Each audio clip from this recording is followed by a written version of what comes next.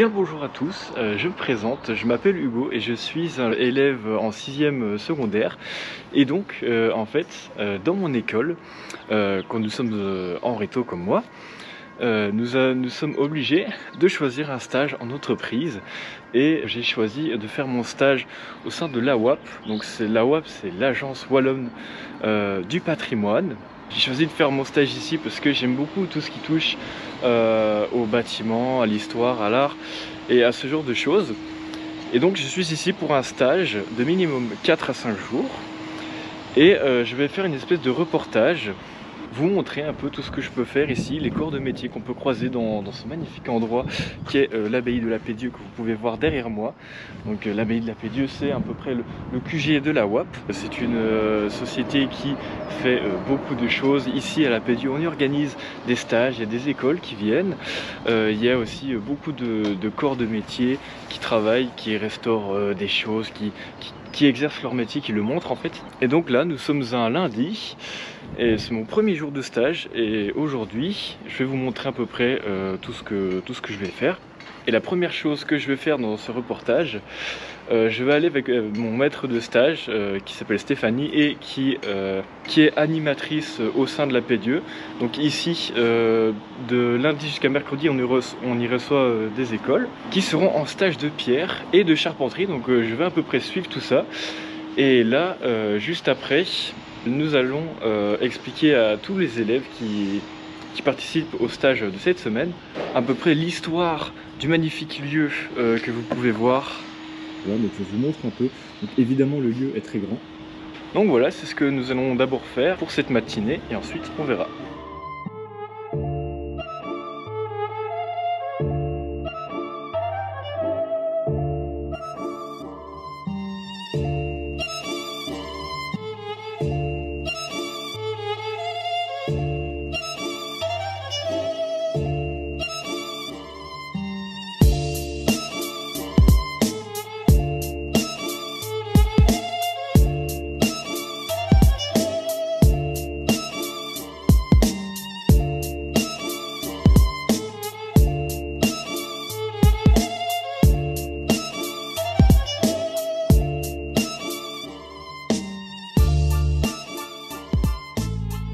En fait, l'abbaye est construite en fonction de cette vie en autarcie. Donc ici, il y a des bâtiments qui vont remplir cette fonction et qui vont permettre aux religieuses de vivre et de survivre ici. D'ailleurs, la priorité pour trouver un emplacement pour une abbaye, c'est laquelle? Un cours d'eau. Un cours d'eau. Mais vous allez voir, quand on va faire la visite, il y a quand même plusieurs cours d'eau qui existent ici.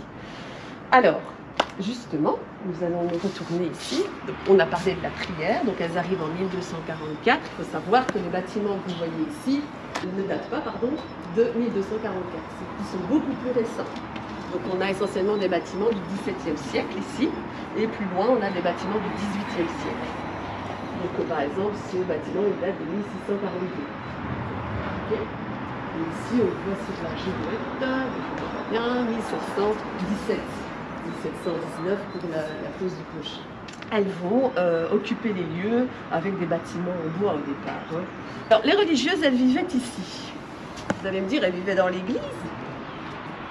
Il y a un bâtiment qui n'existe plus, qui a été démoli. C'est un dessin qui date du XVIIIe siècle ici. Et on voit un petit peu l'abbaye, comment elle était faite, comment elle était réalisée avant. Mais il y a quand même des choses qui ont disparu. À votre avis? Oui, tout à fait. C'est le gros bâtiment que vous voyez ici, qui était vraiment à cet emplacement-ci, juste en face, qui faisait en fait un carré avec l'église.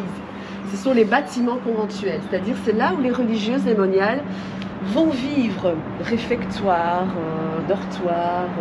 Il y a la salle du chapitre aussi, c'est l'endroit où ils vont commencer à parler des choses de la communauté. C'est le seul endroit où elles pouvaient discuter d'ailleurs. Parce que le reste, c'était silence. On communique avec les signes. Oui, donc elles ne peuvent pas aller à l'extérieur. Elles doivent déjà, en tout cas les moniales, rester dans cette zone-ci. Et à l'intérieur de ce bâtiment, on a ce qu'on appelle un cloître.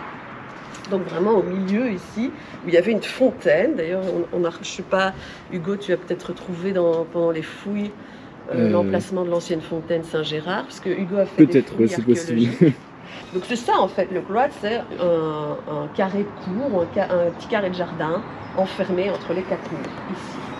Et donc la zone de circulation des moniales, donc celles qui prient 7 fois par jour, même la nuit, eh bien c'est cette zone-ci où elles doivent rester. Et il y a aussi la zone ici. Cette maison-là, elle correspond à quoi en réalité? Voilà, c'est le bâtiment que vous voyez là, c'est l'ancienne infirmerie. Ok? Et l'ancienne infirmerie, il faut savoir que les religieuses ne soignaient pas les personnes extérieures. Hein. C'était vraiment les religieuses qui se soignaient entre elles. Okay, et donc il y avait aussi des plantes médicinales, un petit verger de ce côté-là où elles pouvaient circuler. D'accord? Mais tout, quand vous êtes arrivés, tout est enfermé par ce qu'on appelle un mur de clôture. Donc elles ne pouvaient vraiment pas sortir. Alors nos petites religieuses, elles étaient aussi, voilà, il fallait quand même faire vivre l'abbaye. Si elles priaient déjà 7 fois par jour, elles ne pouvaient pas trop travailler et faire autre chose. Donc il y avait des gens, des personnes qui les aidaient, des autres religieuses, qu'on appelait, qui portent le même nom qu'une paire de baskets très connue, avec une étoile. Les converses. Voilà, les converses. Et pour le masculin, c'est les convers. Alors les converses, bah, elles faisaient le ménage, elles allaient jardiner, elles allaient voilà, faire les tâches un petit peu ménagères pour les religieuses. Et qu'est-ce qui faisait la différence entre une moniale et une converse? C'est pas les converses qui vivent en dehors ou elles vivent au même endroit. Elles sont plus libres. Alors, tout est séparé. Hein. Les moniales ne peuvent pas se mélanger avec les converses, mais elles vivent quand même ici. Par exemple, les moniales, elles dorment ici, vraiment près de l'église, parce qu'elles se réveillent pendant la nuit pour faciliter les choses. Elles dorment là. Et les converses, par exemple, elles dorment là.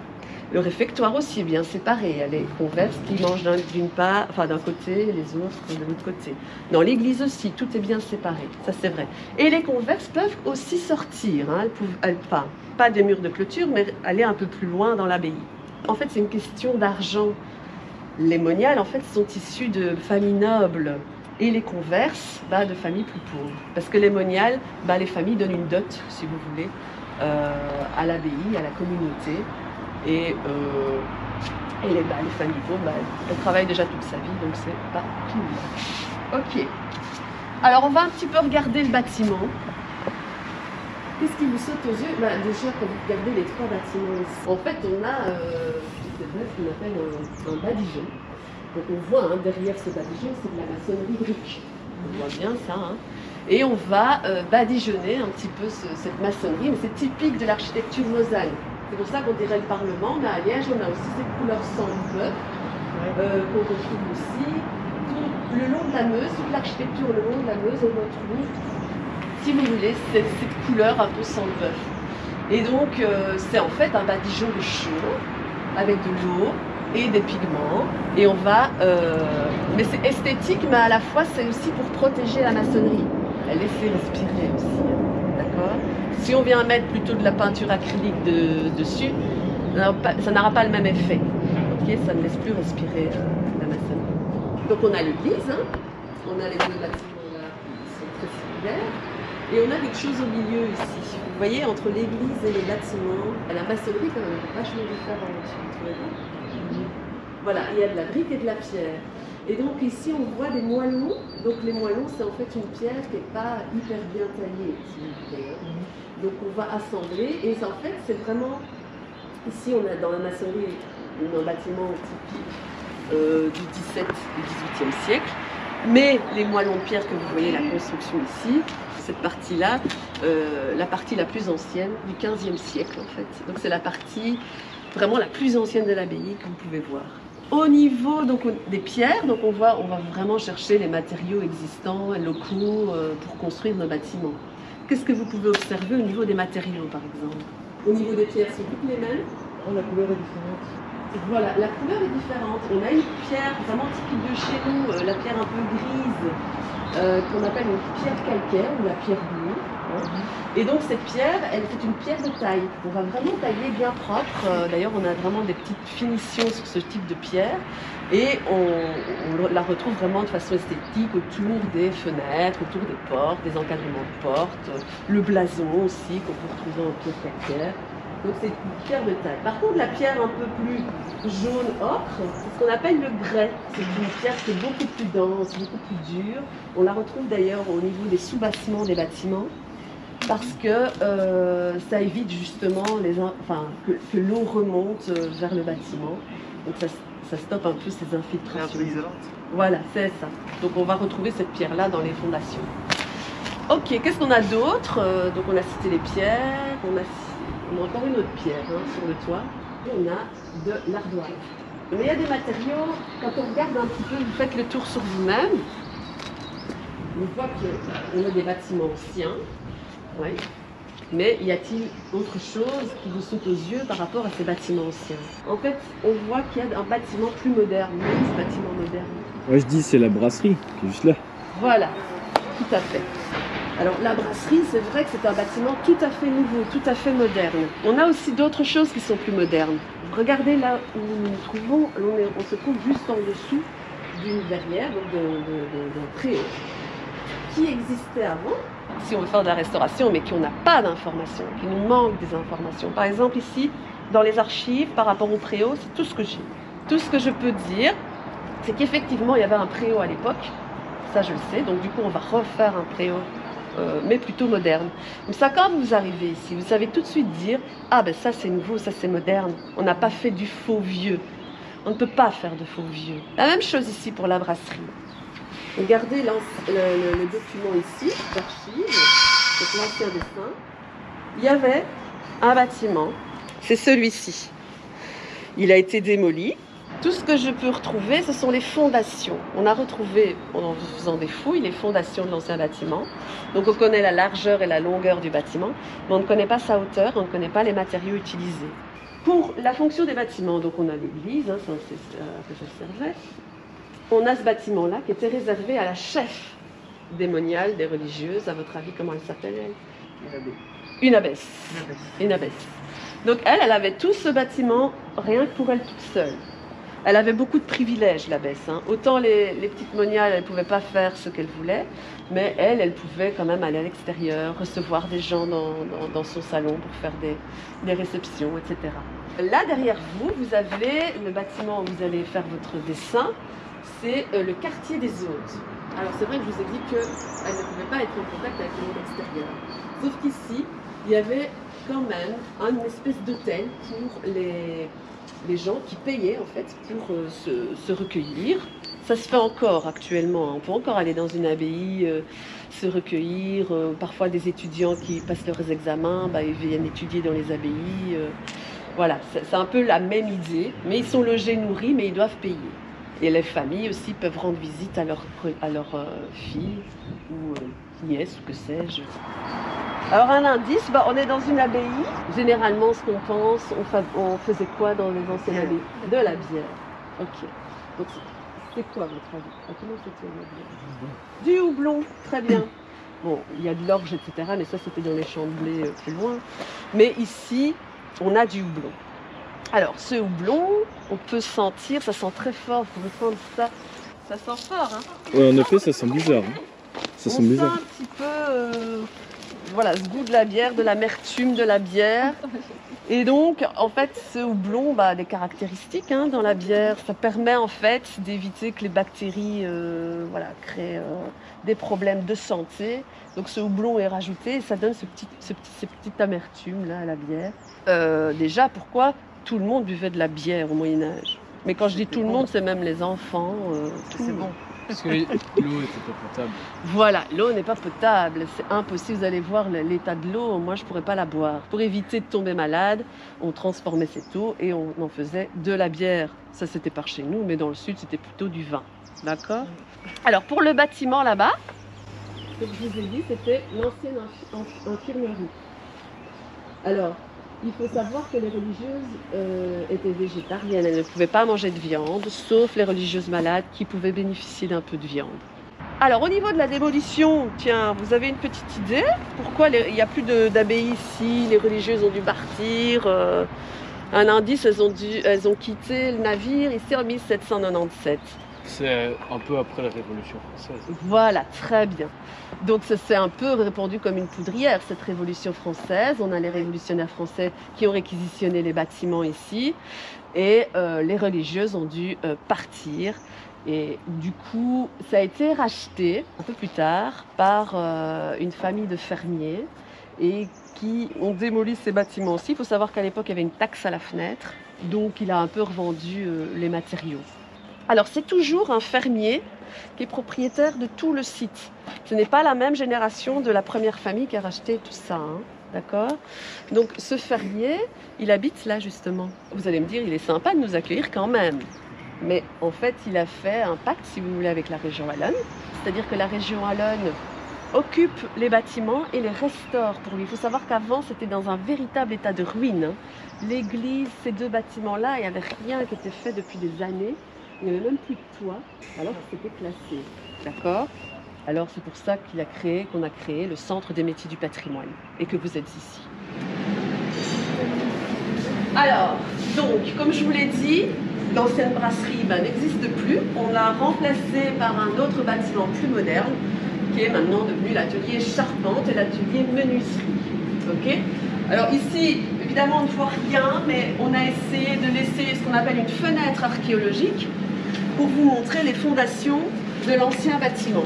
Et voici ici ce petit blason correspondant justement au site et au monument classé. Alors, je vais vous montrer ce bâtiment aussi qui est assez intéressant. Alors, malheureusement, je ne sais pas pourquoi c'est devenu une zone de stockage. Mais bon, ça, j'en aviserai après. Mais ici, c'est un bâtiment qui a été aussi restauré. Il n'y avait plus de toit non plus, hein. Et comme on a un centre de formation, il y a eu un chantier école pour restaurer toute la magnifique charpente que vous voyez là-dessus. Moi, j'aimerais bien que vous me trouviez un petit peu la fonction de ce bâtiment. Il y a des indices, justement. Une tour de guet. Ah, ça pourrait être une tour de guet, mais non. Ah, moi, je sais, mais je vais vous laisser trouver. Alors, regardez, au niveau du mur, il y a des choses un peu bizarres. Oui, il y a plein de trous. C'est ce qu'on appelle des niches. À votre avis, qu'est-ce qu'il y avait là-dedans?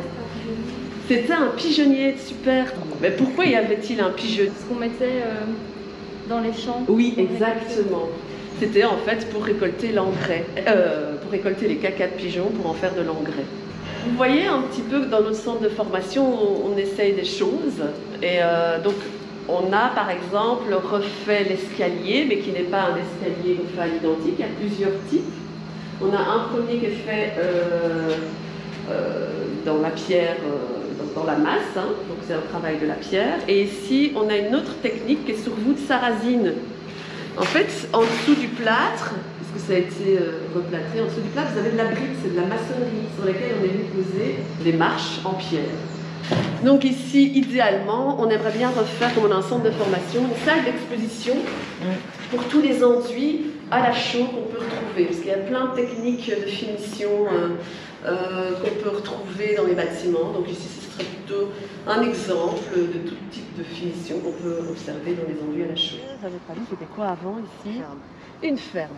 C'est toujours à moitié une ferme, parce qu'il y a toujours le propriétaire qui est un fermier, je le rappelle, qui utilise toujours la grange pour ranger son matériel agricole. C'est tout. Ici, en fait, il y a le fils du fermier qui habite aussi dans cette partie-là. On a ici ce bâtiment-là qui est un chartil. À votre avis, quelle est la fonction du chartil?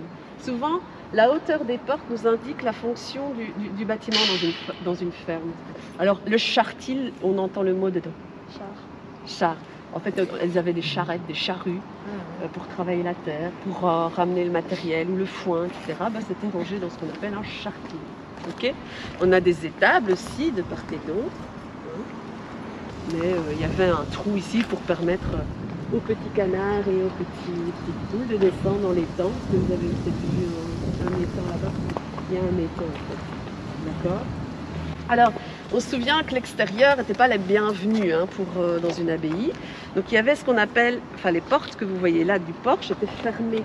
Donc il y avait une moniale portière qui était au-dessus, dans un petit bureau qui descendait quand on appelait. En fait, les bâtiments ici datent du XVIIIe siècle. D'accord? Donc l'évolution de l'abbaye n'était pas comme ça, c'était pas comme ça avant, hein, d'accord? C'est vrai, quand vous regardez la maçonnerie comme ça en plissant les yeux, est-ce que vous voyez une forme géométrique qui apparaît? C'est aussi une technique d'appareillage. L'appareillage, c'est le fait de monter la maçonnerie qui est assez spécifique. Moi, je vois des petits losanges. Eh ben c'est ça, on voit des losanges. Voilà, c'est une technique particulière et un peu magistrale, hein. Ça fait un peu penser à quoi? Un château, je dirais. Voilà, une entrée de château, hein. C'est un peu fait exprès, hein. C'est à la fois esthétique, c'est très beau, mais c'est aussi pas défensif, mais c'est pour un peu faire peur. Dissuasif. Voilà, dissuasif pour repousser. Il faut savoir que les religieuses, elles ont rencontré des soucis, hein, pendant de 1244 à 1797. Et elle tirait à l'arc, il y a des meurtriers. Ah, très bonne question. Donc non, elles ne pouvaient pas se battre, elles ne pouvaient pas tuer les religieuses. Ah bah oui, du coup. Donc qu'est-ce qu'elles devaient faire quand il y avait un problème? Elles doivent fuir. C'est ce qu'elles ont déjà fait plusieurs fois, elles ont dû fuir. pourquoi Et donc, les meurtrières les meurtrières, comme on le disait, c'était dissuasif. C'est un peu comme quand on dit, quand on met une plaque, attention chien méchant, mais il n'y a pas de chien. C'est la même idée. Alors vous avez peut-être vu sous le pont ici, il y a un cours d'eau. Vous n'avez pas vu?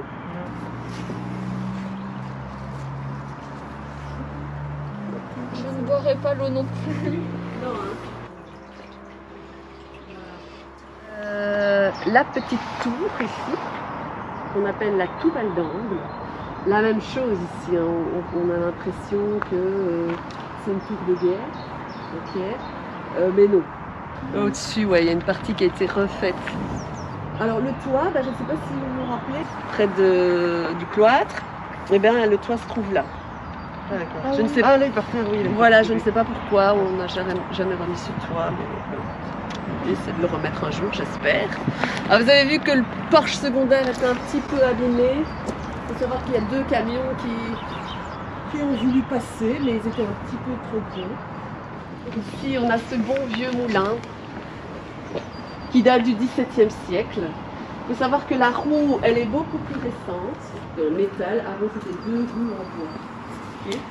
Et l'eau a été acheminée par au-dessus, par le verger. Et on voit l'aqueduc ici qui permettait à l'eau de descendre et de faire tourner la roue. Okay. Alors, ce moulin aussi était complètement en ruine, a été restauré également il n'y a pas si longtemps. Okay. Alors, je vais vous montrer la façade de ce moulin.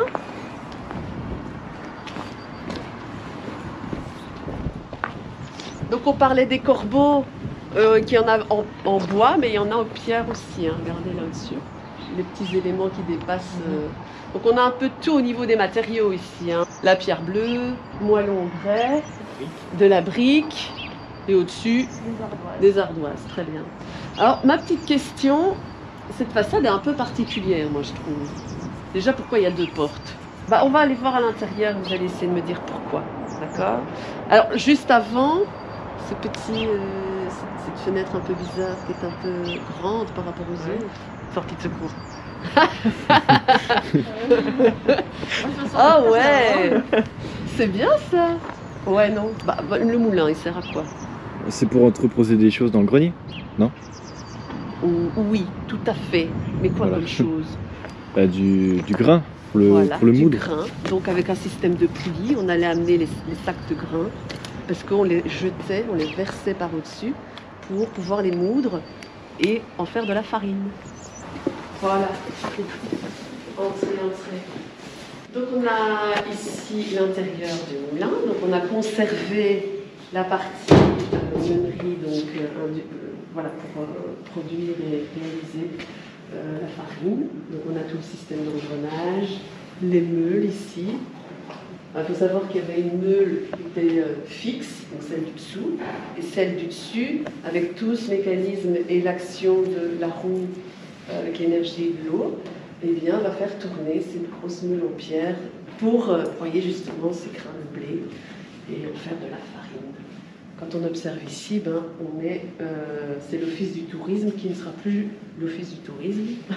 Je ne sais pas ce que ça va devenir après au niveau de la réaffectation. Voilà, donc si vous voulez des prospectus, vous pouvez en prendre.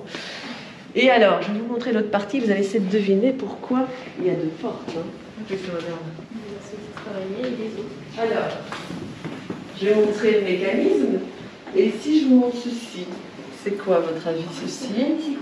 Un feu. Donc ici on faisait à manger, la cuisine, etc. Et donc il y avait même un petit frigo. Parce qu'à l'intérieur, le mur c'est toujours plus frais. Donc c'est ici qu'il y avait l'habitation du meunier. Donc il y avait une famille de meuniers qui vivait dans cette zone-ci. Et dans l'autre partie, c'est la partie meunerie, pour travailler. Voilà. Alors là maintenant, on en a fait au niveau de la réaffectation quelque chose de très très joli, parce que ça a été restauré. C'est les journées du patrimoine. Donc ce sont les bureaux des journées du patrimoine. Le Dieppe, c'est comme un étang d'eau, enfin un étang de retenue. En fait, il faut savoir que les religieuses ont fait dévier un cours d'eau pour amener l'eau vers quoi, à votre avis? Le moulin. Donc ici, on est en train de marcher dans l'ancien Dieppe. De la maçonnerie, là. Ce qu'on appelle la maçonnerie pierre sèche. À votre avis, à quoi correspond une maçonnerie pierre sèche?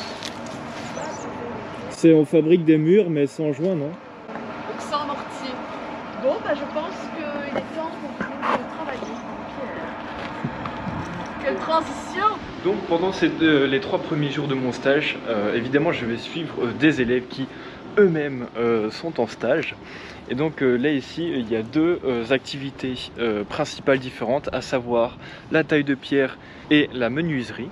Donc là ici nous allons voir ce qui se passe du côté de la menuiserie et ensuite on ira au taillage de pierre. T'es à fleur là? Ouais, ça t'as va. du bol. Allez. Voilà. Ok, le suivant. Ouais, t'auras plus facile sans tes gants. Bien parce que poussé là- contre là, il faut vraiment être contre là. Bon, là, on aurait dû mettre plus de parce qu'il y en a plus. C'est ce que l'on fera avec notre bord lorsqu'il sera tout fini. On va tout le serrer partout et on va essayer de comprimer exactement les cols à fond pour que les cols ressortent, rejaillissent. Ce qui veut dire que moins il y aura de colle, plus les bois seront intimement liés. D'accord? Et en faisant ça, et comme ils sont cloués, normalement je ne vais pas détériorer les angles.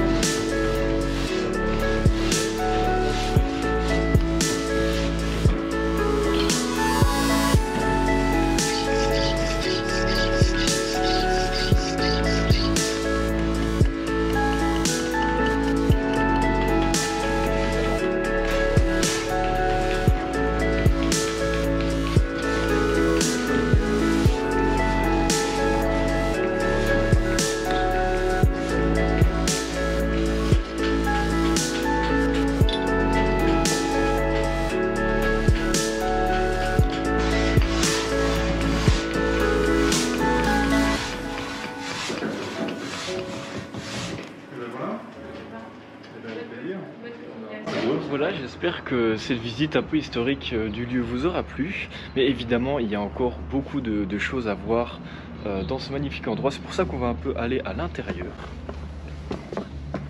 Par exemple, ici, nous avons quelques salles pour recevoir les écoles qui viennent ici. Donc ça s'apparente à peu près à des salles de classe. Donc on a encore des magnifiques cheminées qui datent de l'époque.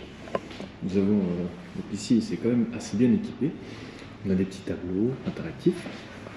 Ici, nous avons encore des salles de cours avec des plans de travail où on peut y travailler avec toutes sortes d'artisans et avec encore les cheminées de l'époque. Ici, nous avons ce qui est à peu près l'entrée principale, voilà, qui est assez sympa. Nous avons aussi une pièce que j'aime beaucoup. C'est une ancienne pierre tombale qui date d'il y a longtemps, voilà, 1755. Enfin, voilà, au-dessus, il y a aussi encore une espèce de petit musée avec des pièces. Je vais vite fait vous montrer ça. Voici, ici nous avons quelques magnifiques pièces. Voilà, je vais vous montrer quelques-unes de ces pièces qui sont assez anciennes. Voilà, là nous avons le houblon qu'on a vu tout à l'heure. Nous avons encore des morceaux de bâtiments. Voilà, ici nous avons une plaque qui à mon avis devait être en haut d'un clocher. Ici nous avons encore d'autres morceaux de bâtiments encore assez vieux. Parce que évidemment, voilà, là ici nous avons des morceaux de carrelage, de pavé. Voilà, je montre un peu tous les vases, donc c'est à peu près tout normalement. Voilà, donc évidemment je ne peux pas vous montrer l'entièreté parce qu'il y a beaucoup de bureaux, c'est aussi un bâtiment administratif. Voilà, je vous ai montré la partie musée du bâtiment et maintenant je vais vous montrer d'autres salles qui sont tout aussi intéressantes. D'ailleurs, regardez, il y a des graffitis comme ça un peu partout dans le bâtiment. Donc c'est des graffitis assez anciens. Bon, bref, voilà. Et là, je vais partir vous montrer la salle qui est en fait la bibliothèque du bâtiment. Et en plus, vu qu'on est en hauteur ici, on a une vue juste incroyable sur la cour de la ferme. Voilà. Voilà, donc tu peux te présenter et présenter un petit peu près la pièce qu'il y a ici. Bonjour, je m'appelle Céline Bulté, je suis documentaliste et j'ai en charge la gestion du centre d'information et de documentation que vous voyez ici. Ici, c'est à peu près la bibliothèque de la PDU. On peut voir qu'il y a plein de... Il y a des livres assez anciens comme il y a des livres assez récents en fait. Tout à fait. Et on est spécialisé en fait dans les techniques de restauration de patrimoine bâti. Donc on a tout un pan de la bibliothèque qui est consacré aux techniques proprement dites, à la mise en œuvre, à la restauration des matériaux, aux pathologies et aux caractéristiques des matériaux. Et de l'autre côté, c'est plus concentré sur l'histoire de l'architecture, la théorie de la restauration, les réaffectations, les arts décoratifs. Et alors, on a aussi pas mal de revues, ici, principalement des revues belges et françaises consacrées à l'architecture, au patrimoine et à la construction. Et alors, on a aussi développé un rayon pour la jeunesse qu'on voit ici en dessous, avec quelques ouvrages et 2 ou 3 revues destinées aux enfants à partir de l'école primaire jusqu'au secondaire.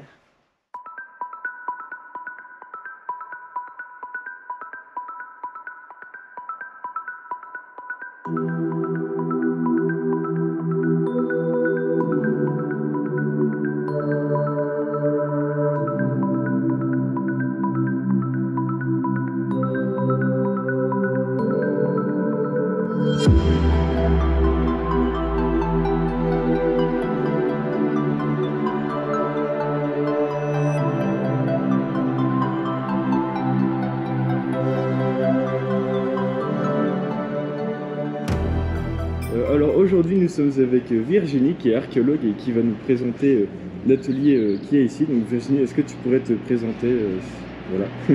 Alors bonjour à toutes et à tous. Comme Hugo vient de le dire, je suis archéologue. Je travaille sur le site de la PDU depuis 1997. Et en fait aujourd'hui je voulais présenter à Hugo et à vous la réserve de la matériothèque de la WAP.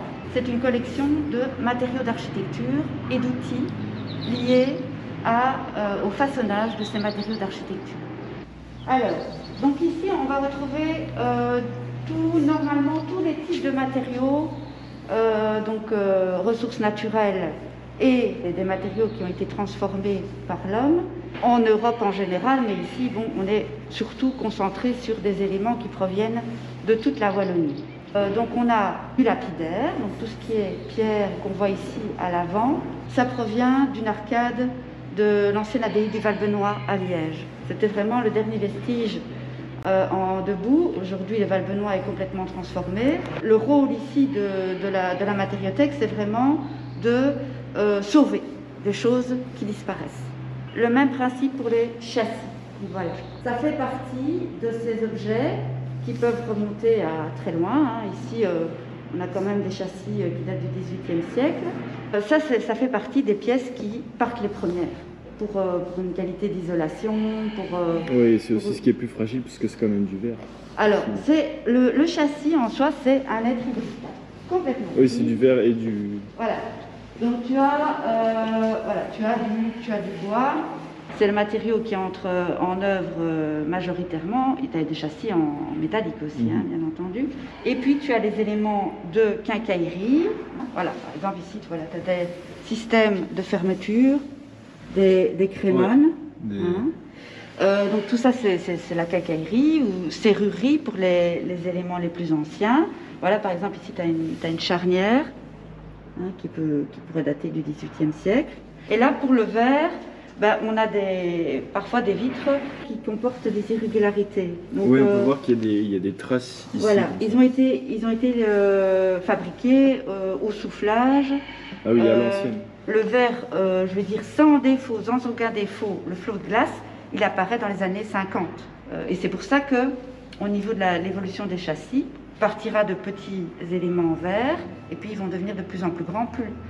Oui, parce que ce sera plus facile à faire. Voilà, meilleure la technique de soufflage qui permettra de faire des plus grands éléments de vitrage va se développer, plus tu auras des éléments de plus en plus grands, de grandes dimensions et plus épais.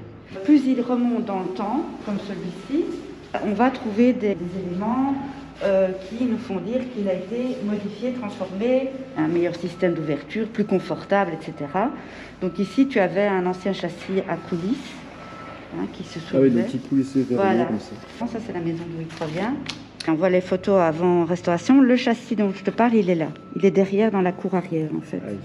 Il était là. Et donc, les experts du patrimoine, elle est classée, cette maison. Ils ont tout de suite vu que ça avait été transformé. Et ils ont dit, ça c'est exceptionnel, il faut le conserver. Il date peut-être de 1732, mais il date peut-être de plus tard aussi. Et alors, à un moment donné, donc, on a changé le système de coulissement. Alors, cette pièce-là, elle a servi de point de départ pour un stage, une formation, avec des menuisiers plus 16. Wow. Et voilà, ils sont partis de là. Je ne leur ai donné aucune information, ils ont dû décrypter l'élément. Et alors, quand tu regardes de l'autre côté, voilà, ça c'est ce que tu ne vois pas, mais qui est de l'autre côté. Ah oui, c'est donc bien ça c'était la partie visible extérieure. Et au centre, tu as... un petit carré. Voilà, un petit carré, un carreau avec une pointe de diamant. Donc ils ont fait un travail tout à fait remarquable.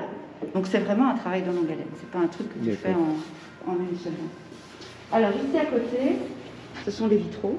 Et là en fait c'est un propriétaire qui avait gardé ça de la chapelle du collège Saint-Quirin à Huy. Donc là tu as d'autres types de vitraux, mais ça c'est autre chose. Ça c'est une autre problématique. Ce sont des éléments qui n'ont pas de contexte. On ne sait pas du tout d'où ils viennent. Et pour certains, on pourrait les réemployer et remettre certaines pièces dans de nouveaux vitraux qui seraient fabriqués ici, au moment de stage. On appelle ça le château Balzac à Ottigny. Il est plus là. Donc on est intervenu in extremis, juste avant qu'il soit détruit.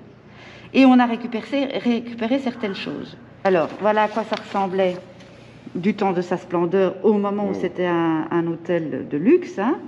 Donc ça a été construit en 1925 par une Anglaise qui a épousé un officier belge. C'est un type de fenêtre tout à fait culturellement lié au pays anglophone. Et donc, t'en as un là. La différence avec celui qu'on a vu, c'est que c'est beaucoup plus perfectionné.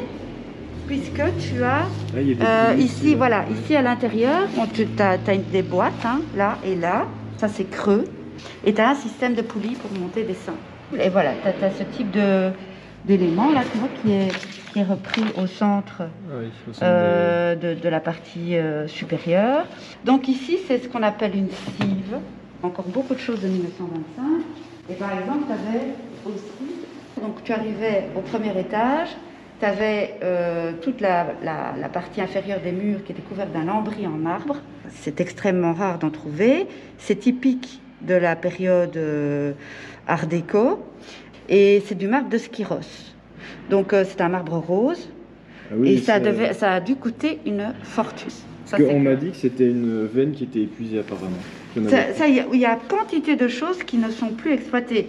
Ce qui est toujours exploité, ce qui a eu beaucoup de succès encore aujourd'hui, c'est le marbre de Carrare. Alors ici tu as... Une cage d'escalier, non? Voilà, devant nous tu as une rampe qui est datée du XVIIIe siècle, qui vient d'un bâtiment classé. Et là aussi, c'est les agents du département du patrimoine qui ont dit on ne peut pas mettre à la poubelle cette chose. Mais ce qui serait bien ici, ça vaudrait vraiment la peine de la remettre, de la restaurer, bien entendu, de la consolider et de la remettre. Qu'elle soit réutilisée. Alors ici, en dessous, tu as des éléments de cheminée et tu as les briques moulées. Ah, les briques décoratives. Voilà, qui se trouvaient dans le contre-cœur.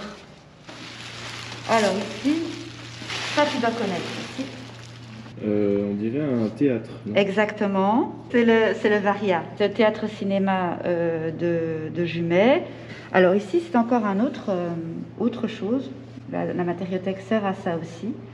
C'est de conserver des éléments authentiques d'origine. Si jamais on décide de restaurer l'ensemble des éléments, ça servira de base pour... Voilà, ils ont les éléments authentiques pour s'inspirer ou en tout cas essayer de reproduire ce qui était en place. Ça aussi, ça vient du théâtre, Varia de Jumet. Ah oui, des énormes figures. Voilà, c'est des espèces de cariatides. Ah voilà, la façade. Oui, voilà, l'énorme façade. Ah mais aujourd'hui on ne voit rien. Tout est blindé. Oui, il y a plein et tu as des échafaudages. Et voilà. Pas vraiment des cariatides, c'est plutôt des... Et tu as voilà, les têtes qui sont ici maintenant, qui sont d'origine. Donc ici tu as des briques qu'on a été chercher dans une briqueterie artisanale. Ça c'est une brique crue. Ah donc elle n'est pas encore cuite. Voilà, elle n'est pas encore cuite. Et puis après, donc c'est cuit. Ça c'est une brique artisanale pure. Hein. Donc elle est moulée et puis elle est cuite. Ça ici, tu as déjà l'intervention un peu mécanique et on le voit très bien. C'est-à-dire que ton boudin d'argile, il va être étiré. Ici, c'est rien que la main. Tu prends la motte, tu tapes, tu mets dans le moule. Ici, pour aller plus vite, tu étends ton boudin, tu l'étires et toutes les traces que tu vois là, c'est des traces d'étirement. Ça, c'est une brique crue étirée. Hein, et ici, elle est cuite. On voit toujours que la brique cuite est un peu plus petite que la brique crue, puisque tu as l'eau qui s'emplit. Alors ça, j'ai été étonné quand j'ai vu ça. Ah oui, mais le château de ville, c'est un château que je connais depuis des années. Et quand j'ai vu les images, j'ai tout de suite reconnu. Le château a été vendu. Hein. Oui, il a été vendu. D'ailleurs, ils sont en train de Enfin, ils essayent, ils commencent petit à petit les rénovations. Mais ça, c'est plus comme ça.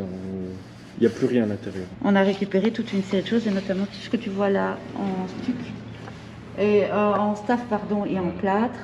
Hein. Voilà, tout ça, ça a été récupéré du château de ville. J'en ai encore ici au-dessus. Et ici, ben, ça vient de la Pédu. Ça, ce sont des éléments que j'ai récupérés. Donc voilà, on a là aussi, ça fait partie des choses qui sont intéressantes pour la matériothèque. Donc, tu as tout un reportage photographique, quelques films qui ont été réalisés au moment de la prise d'empreinte de ces panneaux. Ça fait partie des témoignages. Et j'ai juste une question, c'est quoi là ici? Alors, on dirait des poils d'animaux? Ce sont des poils d'animaux, effectivement, ce sont des poils de vache. Ah, et c'est ce que tu vas retrouver normalement dans ces éléments ici, si tu regardes bien. Hein. Ah, et c'est pour faire liaison. Voilà, c'est ça. Alors ici, on a une petite collection de carrelage. Ici, donc, c'est les plus anciens. Donc ça vient de la Pédieu, ça a été récupéré. La Bastiale a été brûlée en 1595, puis aussi du 16e, 17e siècle. Ici, c'est une collection qui nous a été donnée. Ce sont plus des éléments de décor. Enfin, toujours est-il qu'il avait sa collection qui tenait de sa maman. Par contre, ce sont d'authentiques carreaux, vraisemblablement du 18e siècle. Alors, ici, nous avons toute une série de carreaux. Donc là, on est au 20e siècle. Hein. Et donc, tu parlais de carreaux Sim. Oui, ça, j'en vois presque à chaque fois que je vais visiter un endroit abandonné, j'en vois. C'est très bien, parce que le seul carreau Sim qui est ici, c'est celui-là. Ah. Donc ça vient de Verviers, fin du 19e siècle. Ça se trouvait dans une cave. Et c'est les tout premiers carreaux de ciment. On les reconnaît parce que tu n'as pas de grandes décors, polychrome, etc. C'est très simpliste.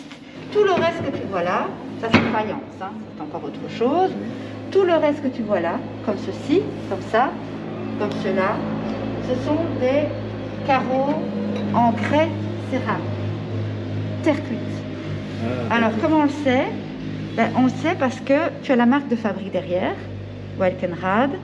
Alors au niveau de la solidité et de la perméabilité, ça, tu le trempes dans l'eau, 3 jours après, tu as encore de l'eau qui suinte. Ça, tu le passes à l'eau, 30 minutes après, c'est sec, il n'y a plus rien.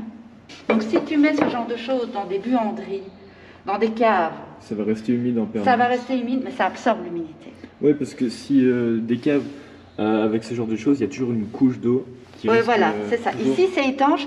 Et donc, dans notre imaginaire collectif, on parle de carreaux de ciment, mais c'est pas vrai. Enfin, tu as les carreaux de ciment d'un côté et les carreaux de grès-cérame de l'autre. Et la plupart du temps, en tout cas moi ici, je n'ai quasiment que des carreaux de grès-cérame. Voilà. Ici, tu as une autre marque, Made in Belgium. Et là, on est à la fin des années 30. C'est le bâtiment de mécanique du Val-Benoît. Ah, bah ça aussi, je connais. Ah, ouais. D'ailleurs, ça, c'est les pavés qu'on voit dans les écoles. Ça, il y en a partout. Voilà. Voilà, ça, c'est l'imitation. Ici, on est vraiment dans l'imitation de la pierre. D'accord. Tu as l'imitation marbre, si tu veux. Imitation granit. Tu vois, tu as de la pierre granit. Ben, c'est de l'imitation. Voilà. Donc ça aussi, ça vient du bâtiment de mécanique. Alors ça, c'est comique parce que tu as les couleurs à la mode. Ben, c'était caché dans les sanitaires. Hein. Oui, bon. Ça j'imagine. Les couleurs à la mode à la fin des années 30. Et alors, ici, là, c'est les derniers. Il y en aura encore d'autres après. Là, on est dans quelque chose de beaucoup plus sobre, on va dire. Donc ici, on est dans tout ce qui tourne autour de la couverture et du travail de la couverture. Donc au-dessus, tu as des centres d'eau, tu as des éléments de corniche, des ornements fêtiers. Tu as ici, tu reconnais. Oui, c'est ce qu'il y a juste en dessous de la toiture des bâtiments de la Pédieu. Les corbeaux pour la toiture à Coyot. Qui viennent de la Pédieu. Et alors ici en dessous tu as vraiment des outils qui servent à travailler le plomb pour la couverture ou pour d'autres éléments. Ici les tuiles. Donc tu as les tuiles mécaniques, puis tu as les tuiles plus artisanales, on va dire, hein, faites main. Les tuiles fêtières, donc ils se retrouvent vraiment au-dessus pour décorer. On en a encore pas mal hein, chez nous. Donc ici, c'est plus, comme les carreaux d'ailleurs, ici c'est plus pour montrer des types de tuiles ou des types de techniques et matériaux qu'on va retrouver à travers le temps. Les tuiles les plus anciennes ici, c'est des tuiles qui proviennent de la cathédrale de Tournai. C'est un des agents du département du patrimoine qui passait par là et qui a vu que dehors on avait jeté ça. Voilà. Ah, on a des têtes de cheminée. Voilà, exactement. Ça, c'est quelque chose qu'il faudrait vraiment absolument développer. Ce sont tous les modes de serrage et de consolidation à travers des tirants métalliques, des ancres, etc., qui faisaient partie de la structure des bâtiments anciens, de l'église Saint-Nicolas en Havre, à Mons. Ça a été vraiment un lot qui a été récupéré. En tout cas, on va voir les différents types d'encre. Hein. Tu as ici celle-ci qui est avec son œillet hein, et le tirant qui rentrait. Ici, tu as d'autres types qui se présentent tête en bas. Tu avais ça rentrait comme ça et puis tu avais l'encre qui se présentait comme ça, mais tu en as d'autres.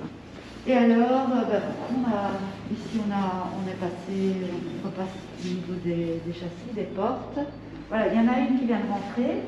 Et donc ici, on est sur un petit bâtiment qui est juste à côté de l'église Sainte-Marie-Madeleine à Tournai. Quand je suis arrivée, il restait encore la porte que tu vois là, qui a été récupérée. Mais sinon, tout le reste du bâtiment avait déjà été éventré.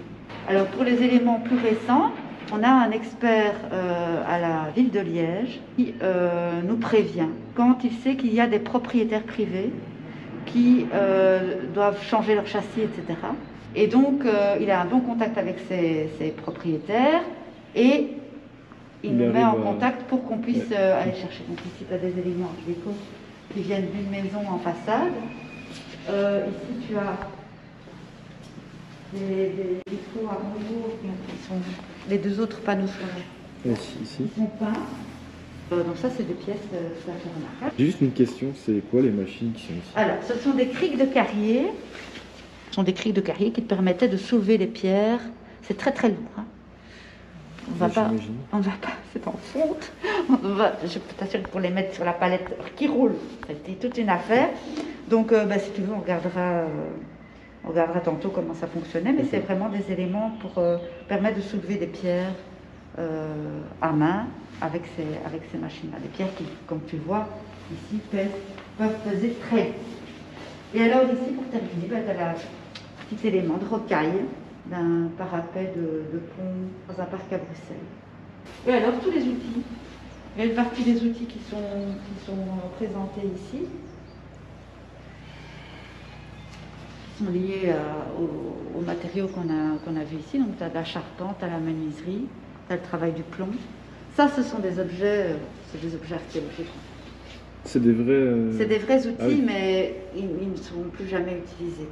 La dernière fois qu'on a utilisé ça ici, ça fait pas si longtemps, donc les damets ou les fer-mahon, début mars 2020, on a invité les fontainiers de Versailles. C'est parmi les derniers, à travailler avec ces outils-là pour les tuyaux et pour les ornements en plomb à Versailles. Ce sont les derniers. Évidemment, toutes ces choses-là aussi, ça c'est des portes intérieures, donc tu as de nouveau des verres qui sont manufacturés. Hein.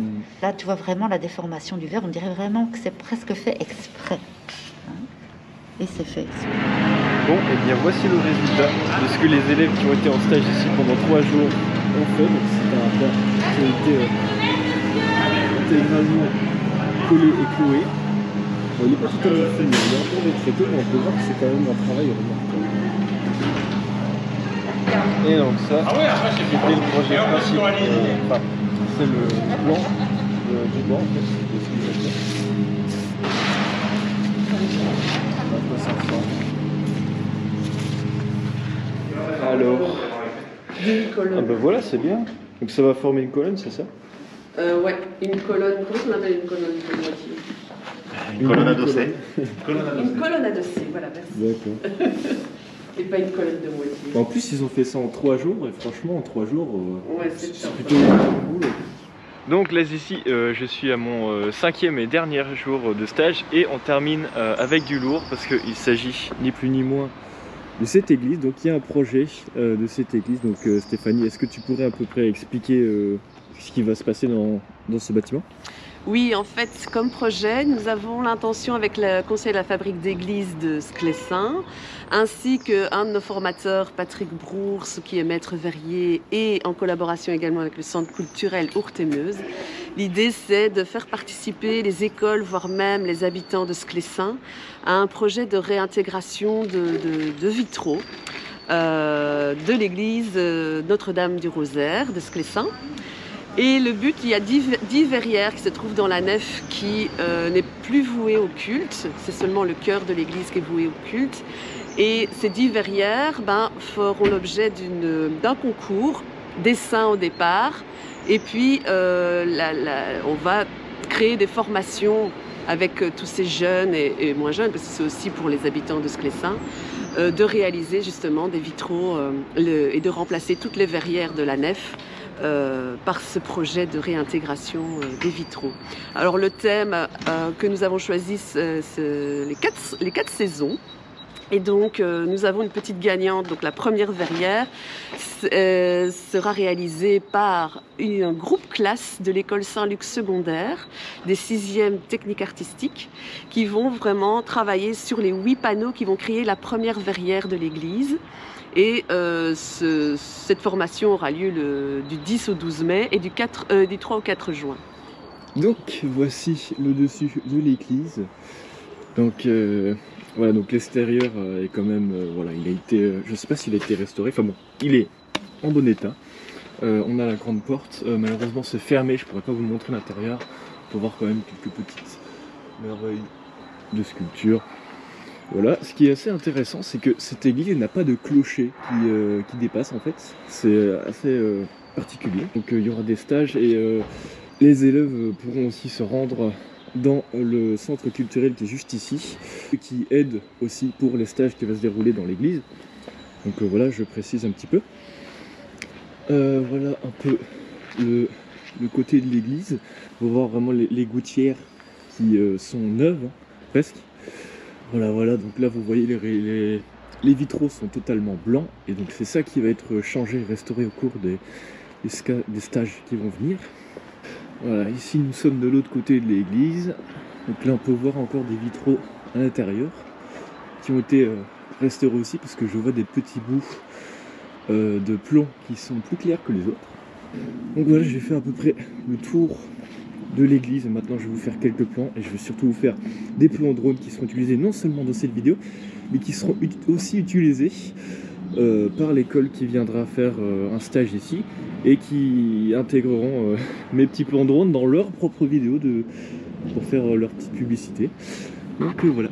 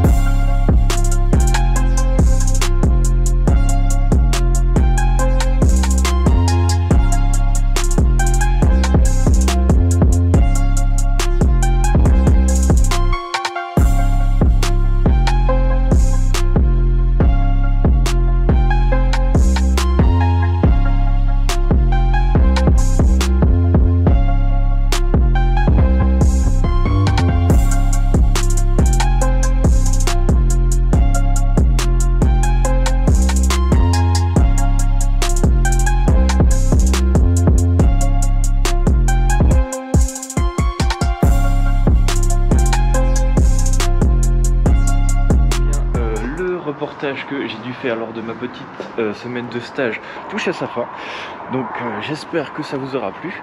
Donc évidemment la réalisation et le tournage de ce petit reportage, ça a été vraiment l'activité principale de mon stage. On m'a surtout aussi demandé ça parce que je fais des vidéos sur YouTube depuis pas mal de temps, pour ceux qui ne me connaissent pas. Donc j'ai mis mes talents de montage et de réalisation de vidéos au service de la Paix-Dieu pour faire une espèce de vidéo publicitaire qui montre un peu tout ce qu'on peut faire ici. Donc j'espère vraiment que j'ai réussi mon travail. Si cette vidéo vous a plu, n'hésitez pas à la partager, à commenter, à liker, à faire tout ce que vous voulez.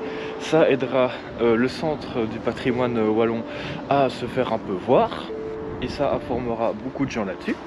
En attendant, moi j'espère vraiment que cette vidéo vous a plu et je vous souhaite une bonne journée ou une bonne soirée.